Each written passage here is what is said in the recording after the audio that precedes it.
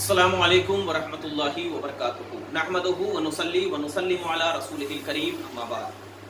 حضرات گرامی، آج کل جہالت کی بنیاد پر کچھ لوگ جو ہے اپنے دکانوں پہ کیا ہے، مکان پہ سینگ ہے، کالا کپڑا ہے، کالا دھاگا ہے، یا طرح طرح کی چیزیں کو لٹکا دیتے ہیں اور یہ سوچتے ہیں کہ اس کے لٹکانے سے نظر بد نہیں لگے گی اور کوئی ہم پر جادو کے اثرات نہیں ہوں گے، فلاں چیز نہیں ہوں گے۔ تو کیا شریعت اسلامیہ میں نظر سے بچنے کے لیے کالا دھاگا لٹکانا یا بیل وغیرہ یا کسی اور جانور کی سینگ لٹکانا یا کالا دھاگا، کالا کپڑا وغیرہ لٹکانا، اس کی کیا شرعی حیثیت ہے؟ اس حوالے سے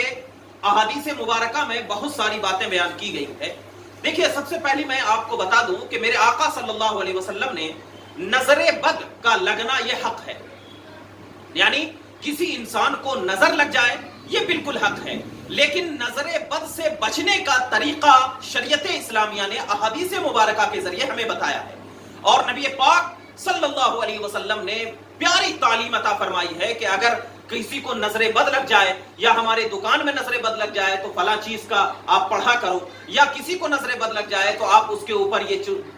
کلمات، دعائیہ کلمات پڑھ کر دم کر لیا کرو۔ مگر کیا ہے، آج یہ سب چیزیں نہ کر کے لوگ کیا ہے، ایسی چیزیں کفار و مشرکین کی کر رہے ہیں جو کہ شریعت اسلامیہ میں اس کا کوئی تعلق نہیں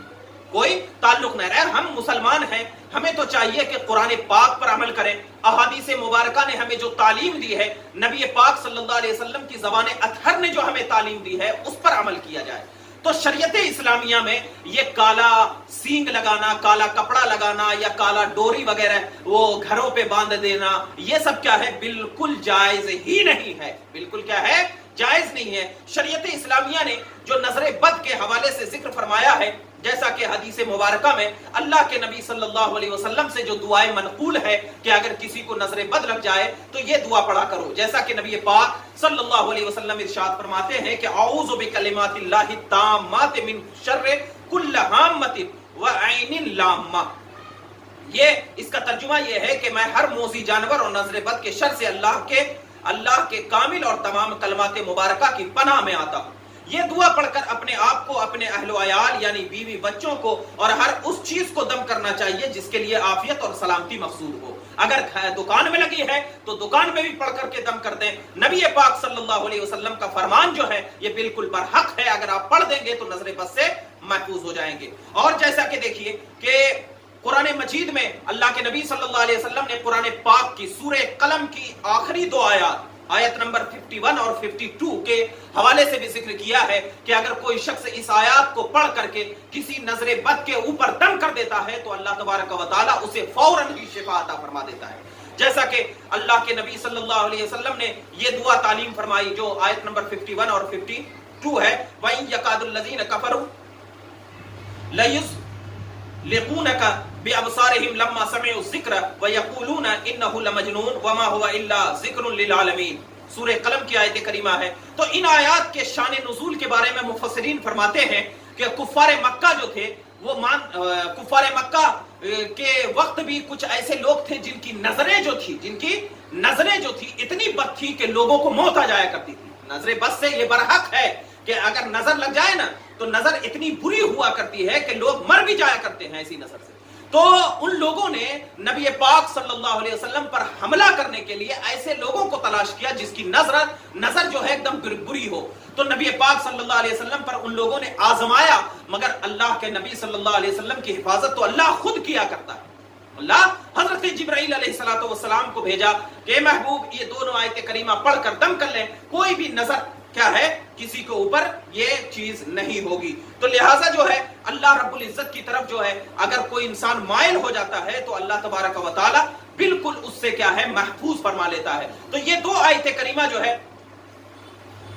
بالکل واضح طور پر حضرت حسن فرماتے ہیں، اس آیت کی تفسیر میں حضرت حسن کا فرمان ہے کہ جس کو نظر بد لگے اس کو یہ آیت پڑھ کر دم کر دیا جائے، انسان کو کوئی اچھی صورت، اچھی چیز، فن پارا، کمال، ہنر کا کوئی ایسا مظہر، نمونہ نظر آئے جو دل کو لبھائے اور اس کی طرف دل مائل ہو تو ماشاءاللہ لا قوت الا باللہ اور فتبارک اللہ احسن الخالقین پڑھ لینا چاہیے، یہ پڑھ لینا چاہیے تاکہ وہ چیز تاکہ وہ چیز اللہ نہیں ہے، ان چیزوں کو بذات مؤثر ماننا شرک ہے۔ تو مطلب یہاں پر یہ بتانا چاہ رہے ہیں کہ اگر کوئی شخص یہ تصور کر رہا ہے کہ یہ کالا دھاگا لگا رہے ہیں یا سینگ لگا رہے ہیں، بکرے کی، بڑے کی، مینڈے کی، پتہ نہیں کئی کئی کی سینگ لگاتے ہیں، کون کون سے جانوروں کی، کالا دھاگا یا کالا کپڑا لگا رہے ہیں، تو اگر کوئی شخص یہ سمجھے کہ اس میں اثر ہے،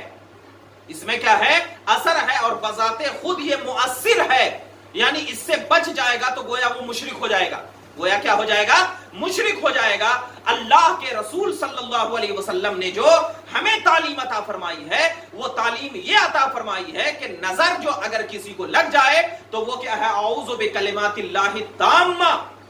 ومن کل عین لامہ، یہ کیا ہے؟ پڑھنا چاہیے، اور سورہ قلم کی آیت نمبر 1 اور آیت نمبر 51 اور آیت نمبر 52 پڑھ کر کے دم کر لینا چاہیے۔ اگر دکان نہیں چل رہی ہے، آپ کو ایسا لگ رہا ہے کہ آپ کے دکان میں کیا ہے؟ نظر بد لگی ہوئی ہے، تو آپ جیسے ہی دکان میں داخل ہو یہ دونوں چیز پڑھ کر کے دم کر دیں دکان پر، انشاءاللہ نظر بد فوراً ختم ہو جائے گا۔ لیکن دکان پر ہم نے دیکھا ہے کئی ناریل لگے رہتے ہیں، کئی دھاگے لگے رہتے ہیں، کئی فلانے سینگ لگی رہتی ہے، کہیں کانٹے لگے رہتے ہیں، کئی کانٹوں کے اوپر ایسا چبایا جاتا ہے، سمجھتے ہیں کہ یہ اس سے دکان میں برکت۔ یہ سب چیزیں برکت والی نہیں ہے میرے بھائی،